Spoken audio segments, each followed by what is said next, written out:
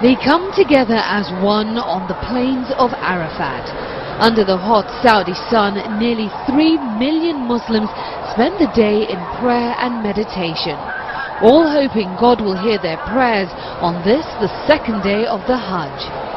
Muslims believe this ritual is a dress rehearsal for the Day of Judgment, and when the sun sets, the pilgrimage reaches its climax. So this is a day of forgiveness, a day of emancipation, a day of forgiveness, and that's what Hajj is all about, is becoming a newly born person.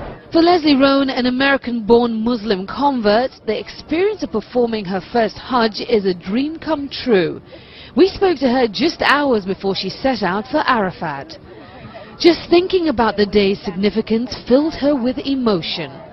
I'm going to be praying for forgiveness for my sins, and that, I think, is what we all are after. And, you know, there are a lot of things that we do consciously and unconsciously. I want a closer relationship with God. This 49-year-old resident of California is a long way from home, and she says she is relishing every minute of her spiritual journey.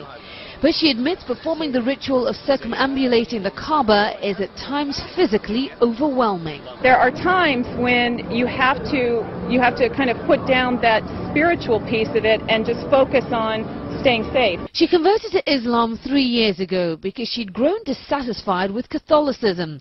In Islam, she says she found the connection to God she'd been yearning for. Every Muslim who is financially and physically able is required to perform the Hajj at least once during their lifetime. While other Muslims agonize about when to actually make the trip, Leslie says it was an easy decision for her. Back home in the US, as she made her final preparations for her trip to Mecca, she explained why. It's a really great time to go. It's winter in Saudi Arabia, so it's probably only 95 degrees during the day. And I'm very excited about going. So it's something I've wanted to do ever since I converted. But the Hajj is not simply about getting closer to God. Over the course of this 5-day religious gathering, Muslims from all around the world will also be striving to get closer to each other.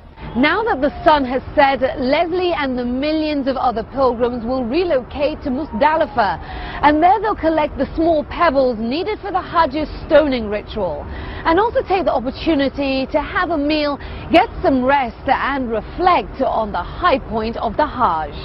I should say, CNN, Arafat, Saudi Arabia.